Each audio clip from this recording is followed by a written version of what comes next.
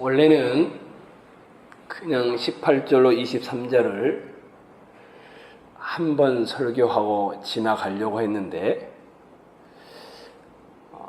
길가의 밭, 돌밭, 가시떨기에 떨어진 밭이 왜 열매를 맺지 못하는지 좀 더 구체적으로 살펴보면 좋겠다 싶어서 여러분과 함께 그것 때문에 이 비유가 조금 길어지고 있죠. 아마 돌아오는 주일 오후에 씨 뿌리는 비유를 총 정리하고 그 다음 비유로 넘어가려고 합니다. 성경을 보면 성도들에게 그렇게 당신이 하나님의 백성이면 열매가 있습니다, 이런 이야기들을 참 많이 합니다.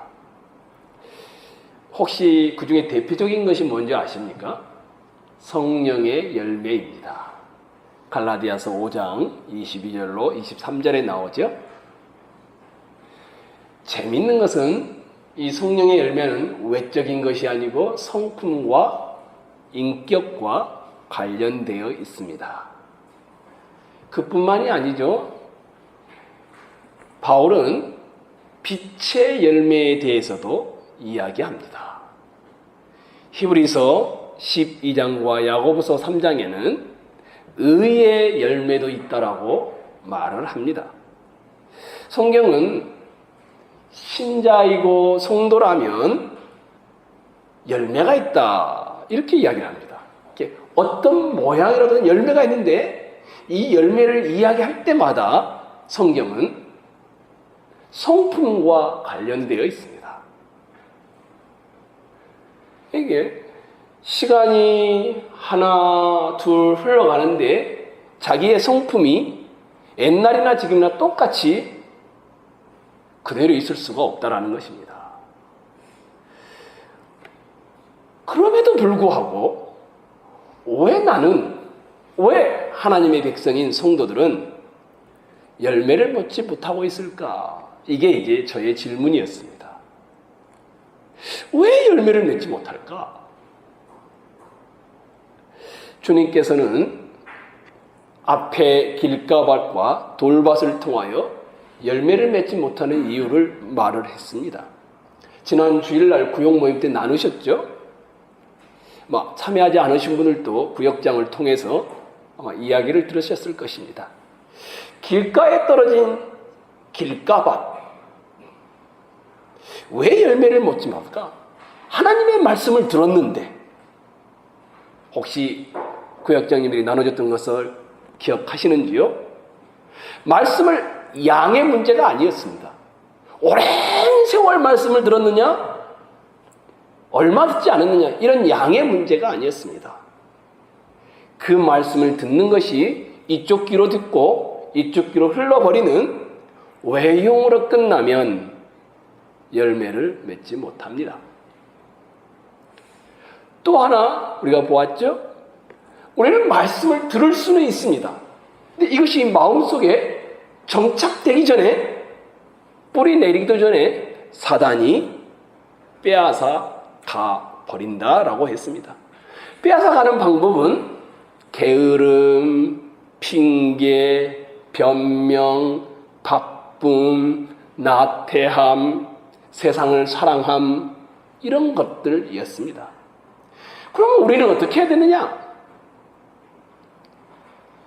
말씀이 육신의 길을 넘어 마음속에 새겨질 때까지 의지적 행동을 해야 합니다.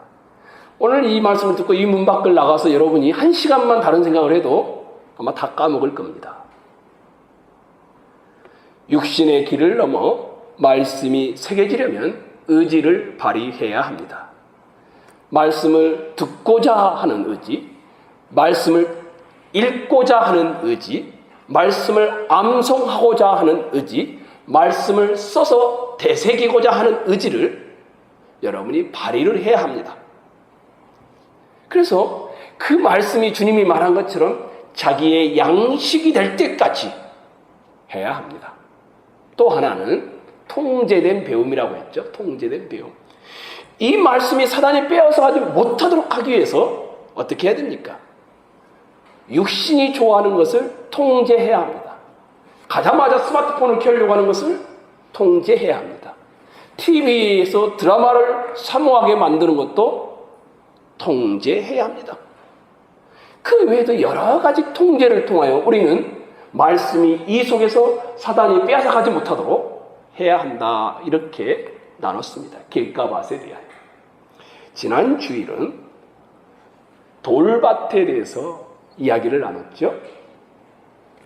하나님 말씀을 딱 들어옵니다. 이번에는 사단이 빼앗아 이쪽에 정착이 됩니다. 근데 어떻게 됩니까? 기쁨으로 받습니다. 말씀을 받으니까 어떤 기쁨입니까? 체험이 일어납니다. 와우! 또 뭐가 입니까? 착하게 살아가는 도덕적인 기쁨이 또 찾아옵니다. 또 뭐가 있습니까? 영감이 막 떠오릅니다. 문화적, 예술적. 또 뭐가 있었습니까? 실제로 하나님이 살아 역사하는 것 같아서 막 사업이 잘 되기도 하고 실용적인 기쁨이 다가옵니다. 더 나아가 이 말씀을 받으니까 이 복음적인, 그전에는 그렇게 복잡했는데 평안이 찾아옵니다. 기쁨으로 받습니다. 그런데도 열매를 맺지 못하는 이유가 뭐였습니까? 지난 주일날 오후에 그렇게 했었죠. 그 속에 뿌리가 없어 잠시 견디다가 말씀으로 말미암아 환난이나 박해가 일어날 때에는 곧 넘어지는 자요. 우리 영혼에 기쁨을 가져다주고 우리 영혼에 안식을 가져다주고 우리 영혼에 실제적인 도움을 가져다주는데 이것만 있는 것이 아니라 이 말씀이 고난도 가져옵니다. 그러니까 하나님 말씀을 기쁨으로 받을 때는 막 들어오는데 평안할 때는 괜찮은데 고난이 다가오면 이 말씀은 열매를 싹 까먹고는 열매가 맺히지 않는 것입니다. 그러면서 여러분과 나눴죠. 왜 그럴까? 하나님 말씀은 자연적으로 세상과는 다른 길을 가게 만들기 때문에 고난이 있을 수밖에 없다. 그러면서 예를 들었죠. 젊은이들의 예를. 상대의 주위에 사는 젊은이들. 내가 죽고 이웃에게 피해만 없으면 행복한 거예요. 우리는 그렇지 않죠. 아무리 우리가 좋아도 말씀이 아니라고 하면 그건 아닌 거죠. 우리는 배타적이고 절대적인 말씀을 기준으로 하여 살기 때문입니다. 신앙의 길에는 복이 있을 뿐만 아니라 신앙의 길에는 고난도 병행하는 동전의 양면과 같다. 혹시 기억나십니까? 왼손으로 딱 뺨을 때리면 뭐라고 했습니까? 오른손으로 뺨 맞을 준비를 해라. 왼손을 때릴 때는 약할 수 있습니다. 그런데 오른손이 훨씬 강합니다. 작은 손해가 있으면 더 큰 손해가 올 것이다. 그런 이야기를 했었죠. 누가 속옷을 가지고자 하면 작은 것을 빼앗아가면 큰 것도 빼앗길 준비를 해라. 누가 오리를 가자고 하면 오리의 고난뿐만 아니라 심리의 육체적 고난도 있을 수 있음을 주님이 의도하고 말한 것이었다. 이것이 고난이다. 기쁨과 동시에 고난이 우리에게 찾아온다. 그러면서 마지막으로 그랬죠. 여기에는 시간적인 이유가 있다고 했죠. 말씀을 어떻게 받습니까? 즉시 기쁨으로 받죠. 그 말씀이 어떻게 됩니까? 잠시 견디다가 그 다음에 어떻게 됩니까? 곧 넘어지는 이런 절차를 거친다. 우리가 지난 시간에 나눴던 것입니다. 그러면 오늘은 세 번째 마지막이죠. 가시떨기 밭입니다. 왜 열매를 맺지 못할까? 22절을 여러분이 한번 읽어주시면 좋겠습니다. 22절을 읽겠습니다. 시작.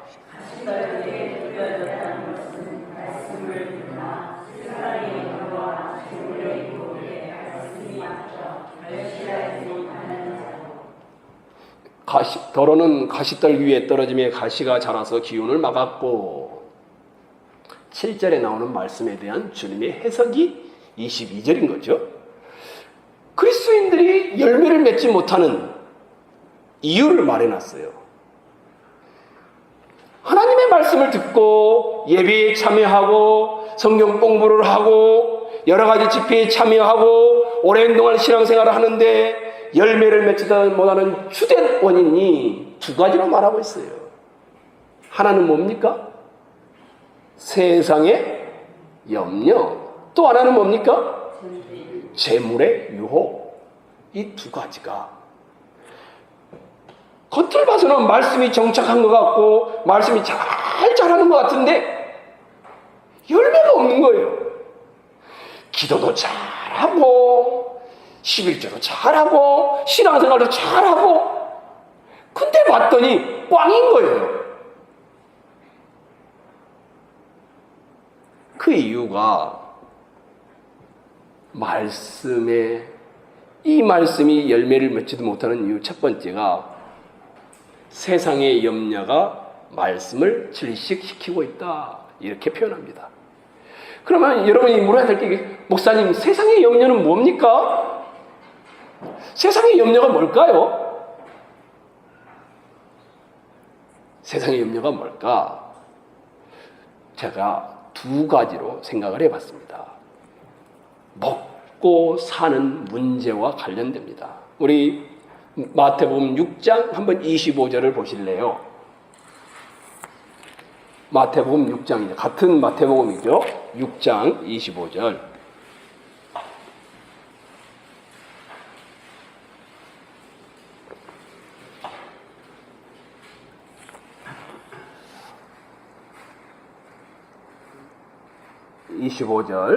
그러므로 내가 너희에게 이르노니 그 다음 여러분 읽을까요? 시작.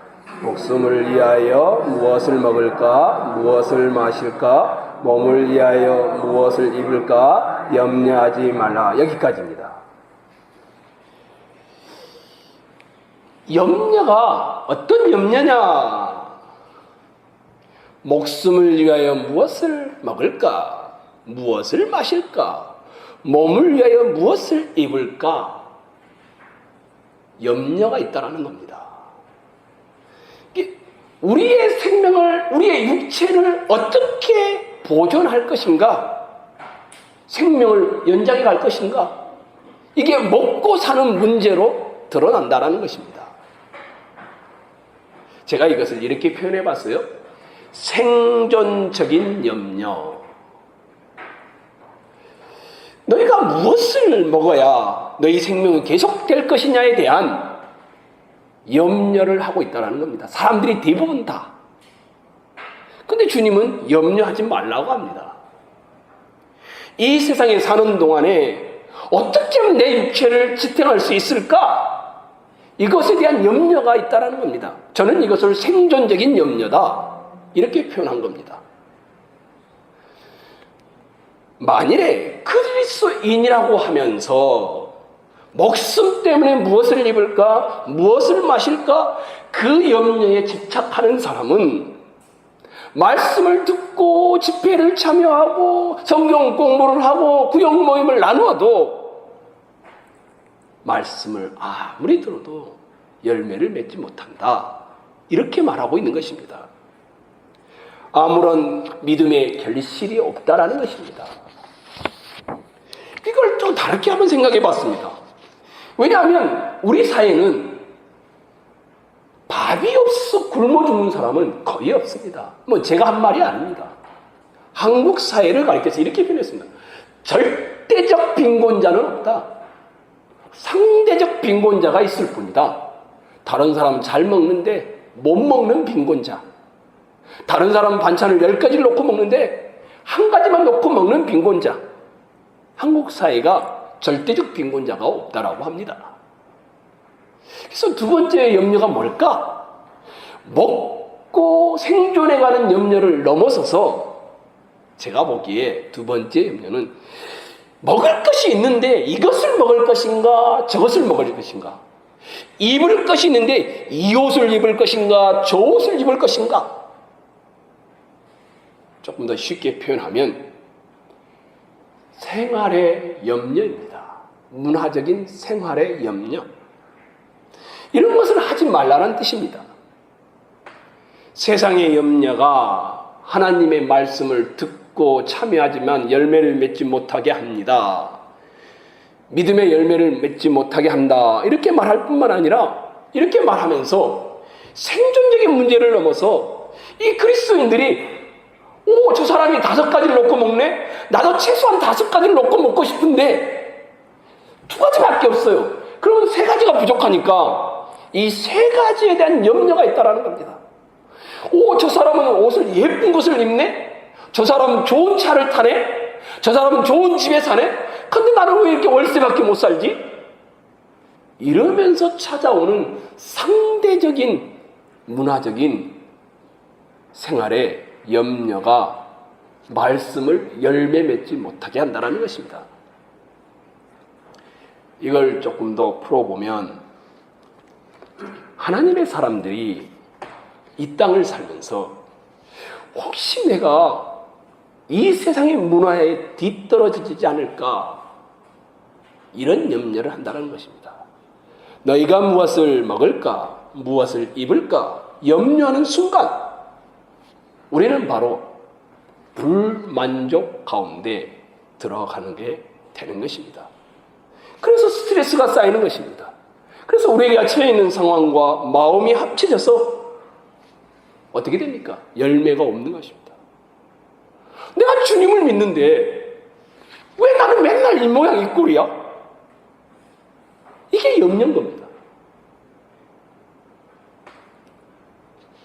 우리의 생명을 이 세상에서 과연 보존할 수 있을까? 무엇을 먹을까 말까? 이런 염려를 넘어서서 왜 저 사람은 10가지를 먹는데 나는 1가지밖에 없지? 그래서 불만족스러우니 이것이 스트레스가 되고 이것이 우리가 성령의 열매를 하나님의 말씀이 떨어지는 열매를 맺지 못하게 하는 것으로 드러난다라는 것입니다. 우리 그리스도인들이 아이러니하게도 세상에서 나고자가 되지 않으려고 굉장히 예를 씁니다. 문화에 뒤떨어지지 않으려고 발버둥 칩니다. 그러는 동안에 말씀을 상실하며 심각한 영적 손해를 함께 당하게 되어집니다. 이것이 제가 보기에 세상의 염려입니다. 오늘날 혹시 여러분 중에서 정말 먹고 사는 것이 없어서 굶어 죽을 그런 염려를 하고 계시는 분들이 계실까요? 어떤 모양으로든지 이 사회는 우리가 살아가게 합니다. 농담으로 저희들이 목사님들이 그런 말을 합니다. 은퇴를 하거나 이제 퇴임을 하게 되면 최소한 우리는 행복하다. 왜냐하면 등대교회가 있지 않느냐. 갈 데가 없으면 등대교회에 가면 새끼 밥을 주고 잠을 재워주니까 최소한 우리는 염려하지 않고 산다. 이런 말을 합니다. 그만큼 이 사회가 절대적 빈곤이 없어졌고 상대적 빈곤이 난무합니다. 여러분은 어떻습니까? 무엇이 세상의 염려입니까? 그렇죠? 월세를 살고 싶지 않은데 먹고 사는 문제를 넘어서서 최소한 10가지는 아니더라도 저 사람의 반절만큼은 먹어야 되는 이런 염려를 하지 않습니까? 그래서 내 아이는 학원을 3군데는 보내지 못하지만 최소한 한 군데는 보내야 되지 않겠느냐 이런 염려를 하지 않습니까?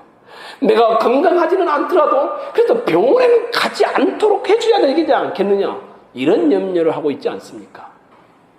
이것이 뭐라고 하냐면 말씀을 듣는데 이런 염려 때문에 열매를 맺지 못하게 한다 이렇게 말하고 있습니다. 또 하나가 있죠. 말씀을 들으나 세상의 염려와 그 다음에 뭐였습니까? 재물의 유혹에 말씀이 막혀 결실하지 못한다. 재물의 유혹 이것이 말씀을 질식시킨다. 이제 염려를 넘어서서 뭐라고 합니까? 유혹, 템테이션 유혹이 있다라는 겁니다. 유혹은 뭡니까? 우리 속에 있는 건 뭘 건드리는 겁니까? 마음의 욕심을 건드리는 겁니다. 누구나 다 욕심이 있습니다. 탐심이 있습니다. 인간은 다 욕심을 가지고 있습니다. 인간은 타락한 존재이기 때문입니다. 그래서 에레미야 선지자가 뭐라고 합니까? 만물보다 거짓되고 부패한 것이 사람의 마음이라고 합니다. 우리 속에는 부패와 썩은 것이 욕심이라는 것으로 잘 드러납니다. 가진 사람들 보십시오. 아무리 많이 가져도 더 소유하고 싶은 이 탐욕이 존재합니다. 재물에 대한 사람의 욕심은 끝이 없습니다. 지금 없는 사람은 집 한 채만 있으면, 1억만 있으면 그럴런지 모르겠지만 집이 있고 1억이 있으면 그 다음 욕심이 또 생깁니다. 강북에서 살더라도 게다가 강남으로 가면 또 다른 욕심이 생깁니다. 재물에 대한 사랑이 크면 클수록 반대로 하나님에 대한 사랑은 줄어들게 되어 있습니다. 마태복음 6장 25절을 읽었죠? 24절을 한번 봐보십시오. 바로 그 위에 한번 읽어볼 거예요. 한 사람이, 여러분이 아까 찾았던데 읽겠습니다. 시작.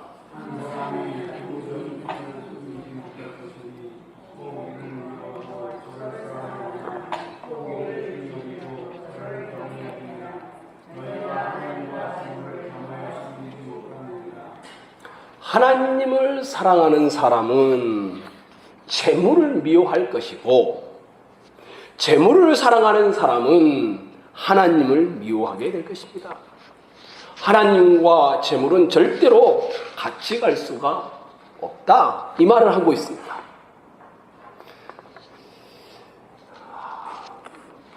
저희 교회 성도 이야기는 아닙니다. 저희 친구 목사님 교회 성도 이야기입니다. 안산에서 목회하시는 친구 목사님인데 그쪽이 항상 막히는 그 도로가 있답니다. 제가 들었는데 까먹었습니다. 4차선 길인데 공사를 하거나 뭔가를 하게 되면 이게 2차선으로 줄어들면 차량이 막 2-3시간씩 밀려난답니다. 계속해서. 근데 교회에 이 지체들이 호두 과자하고 오징어하고 또 뻥튀기 같은 걸 갖다가 거기서 팔기 시작을 한 겁니다. 처음에는 알바식으로 시작을 했답니다. 그런데 차가 한 5대 정도 지나면 한 봉지씩을 팔았답니다. 5대가 지나가면 한 15초 걸리지 않겠습니까? 15초에 한 봉지 정도를 판 겁니다. 1시간 파니까 한 200봉지에서 한 250봉지를 팔았답니다. 차가 많이 막히니까. 그렇게 하다 보니까 어떤 날은 하루에 순수익이 50만이 될 때도 있었답니다. 이게 재미가 있네. 그런데 이게 제일 많이 막히는 때가 언제일까요? 주일입니다. 토요일 날과 주일 날이 가장 많이 막히는 겁니다. 이분이 돈 버는 비결이 그거다 하고는 그때부터 주일날 가서 처음에는 오후회를 참여하겠다고 했는데 맛이 들리니까 참여를 못합니다.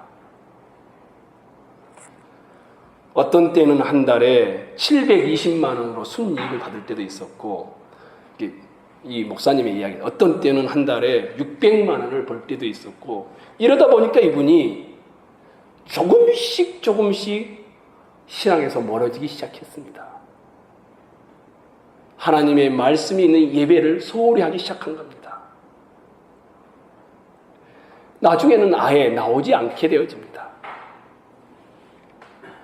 아마 여러분이 이 자리에 나와 있으면서 한번 생각을 해보십시오. 주일날이라고 생각을 해보십시오. 내가 지금 예배를 드리지 않고 누군가를 만나고 있다면 나에게 어떤 즐거움이 있을 텐데, 나에게 얼마나 이익이 있을 텐데, 그러면 고민이 되지 않겠습니까? 하나님을 사랑하면 재물을 미워할 수밖에 없습니다. 그러한 예로 하나님을 섬기는 사람은 재물에 손해볼 것을 각오하는 것입니다. 재물을 보려고 하는 사람은 하나님과 관계가 처음부터는 아니지만 조금씩 멀어질 수밖에 없습니다. 재물의 이 탐심은, 이 유혹은 사람의 욕심에서 시작되어집니다. 근데 욕심에서 나오는 것만이 아니라 이 재물의 유혹은 사람의 어리석음에서도 나옵니다. 어떤 어리석음이 있습니까?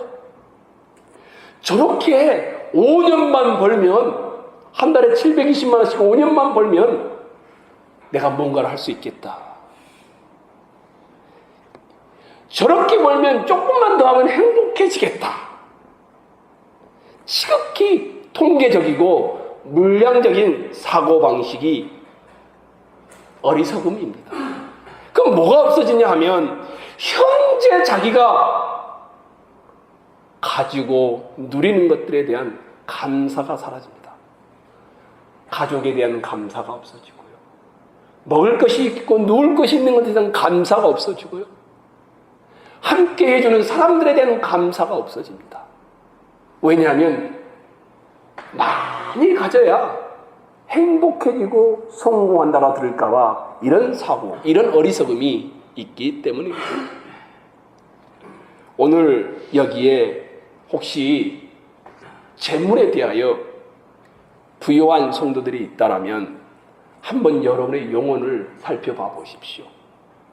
혹시 여러분 중에 부요하지는 않지만 안정된 생활을 하는 성도들이 있다라면 여러분의 영혼이 얼마나 메말라 있고 얼마나 비참해 있는가를 모르고 있을 수 있습니다. 탐욕은 절대로 알게 다가오지 않기 때문입니다. 혹시 여러분 중에 가족으로 인한 행복과 이것을 추구하다가 주님과의 관계로 인한 행복이 사라지고 있다는 것을 모른다면 여러분은 어쩌면 겉모양은 부요할지라도 속은 가난해지고 있는지도 모릅니다.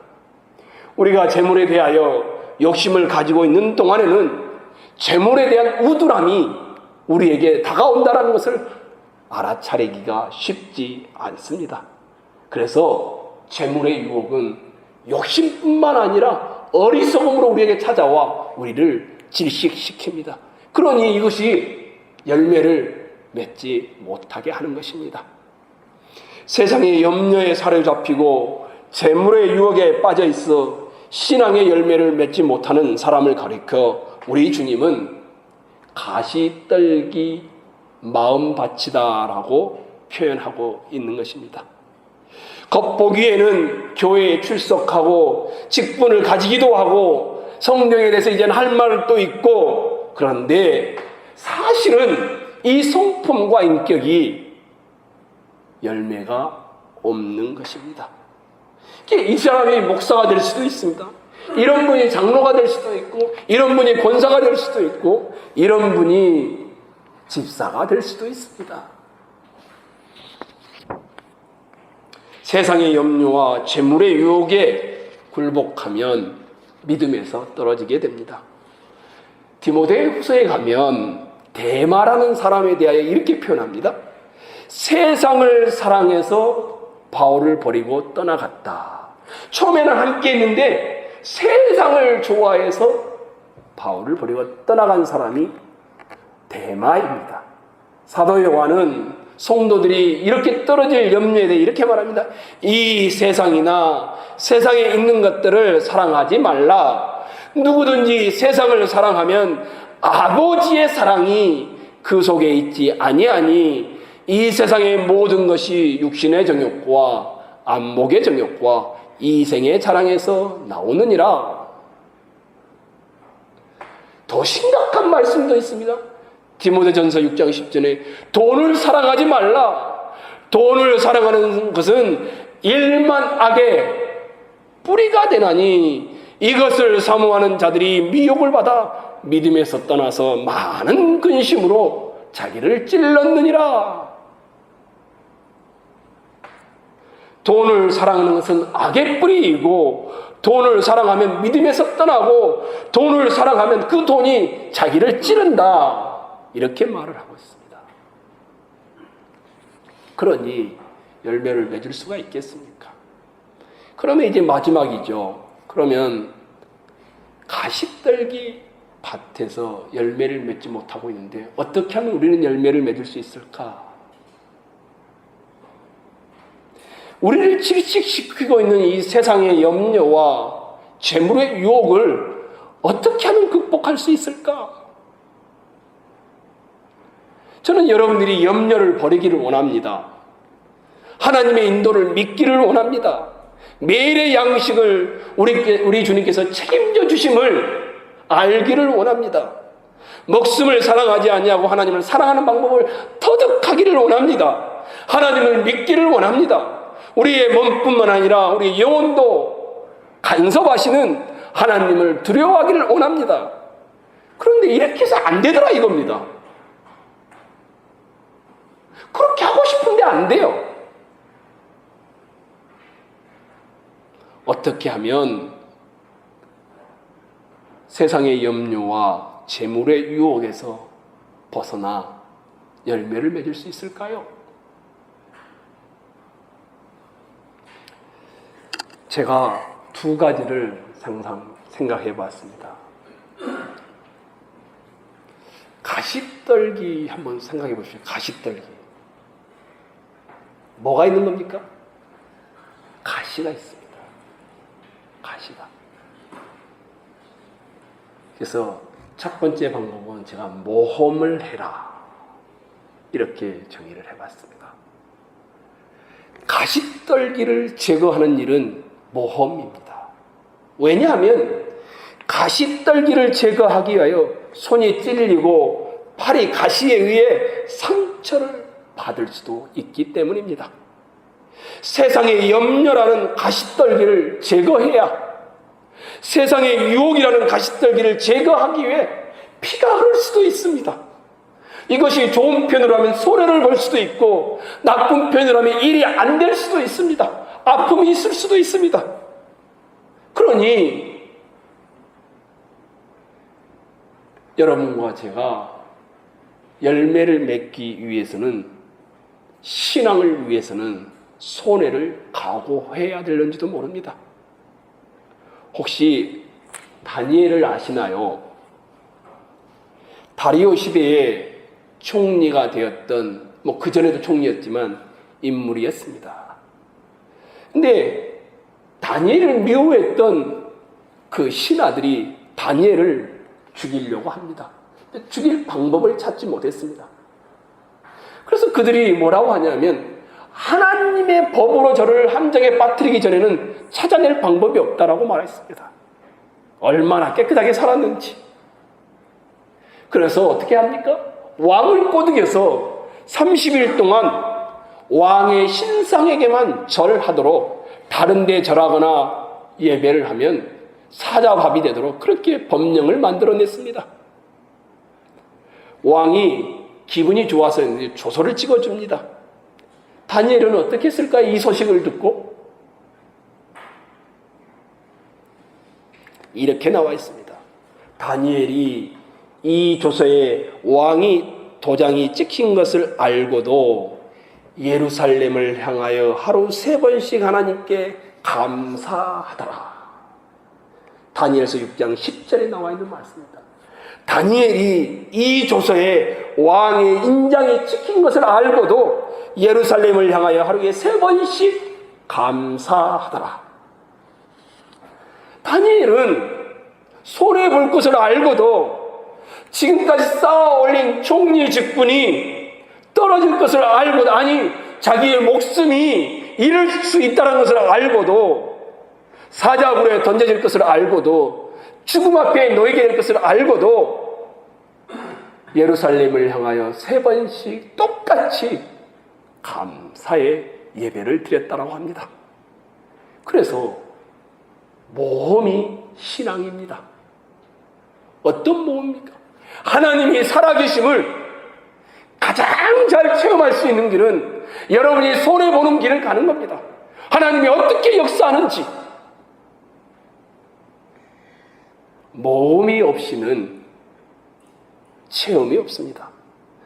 의사의 말은 잘 듣지만, 누군가의 경험의 말은 잘 듣지만 하나님의 말씀은 순종하지 않는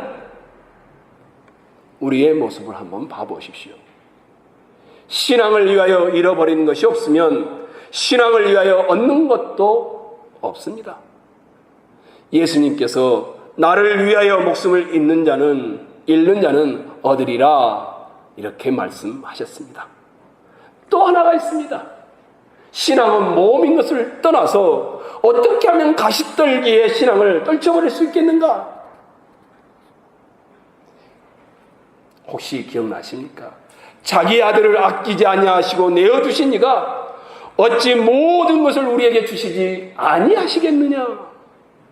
하나님이 얼마나 부유하신 분인가를 알 때만이 이 염려와 재물의 유혹에서 이겨낼 수 있습니다.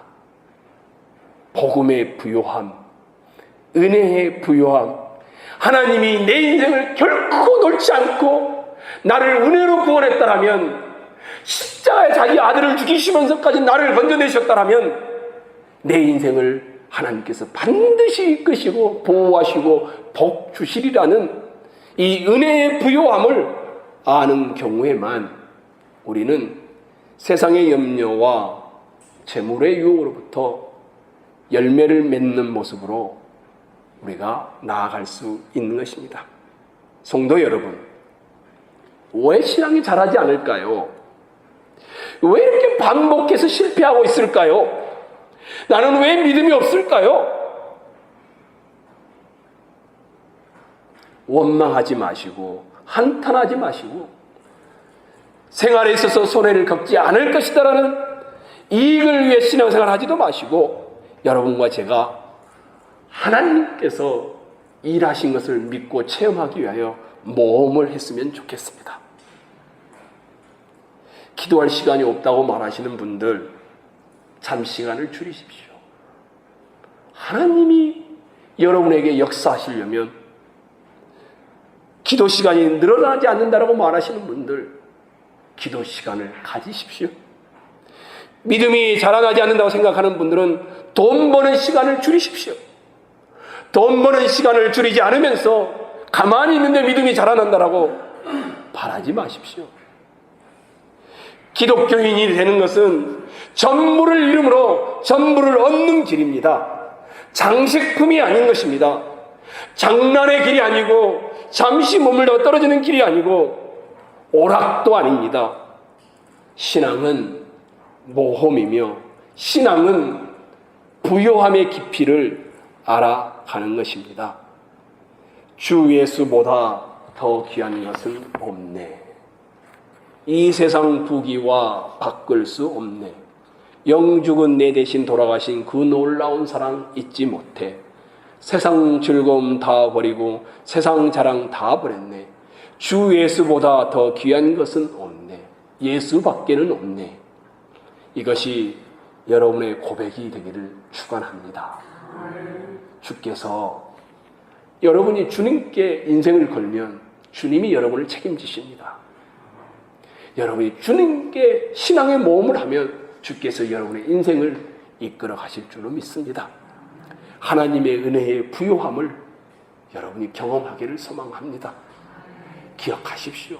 자기 아들을 죽이시면서 여러분을 건졌지 않습니까? 세상에 가장 귀한 것을 여러분을 위해 내어주지 않았습니까? 전부를 주지 않았습니까? 그 아버지가 여러분의 인생을 가만두겠습니까? 그러니 우리는 그 아버지께 우리의 인생을 걸고 살아가는 것 아니겠습니까? 바라고 소원합니다. 주 예수보다 더 귀한 것은 없네. 이것이 우리의 고백이 되기를 간절히 소망합니다.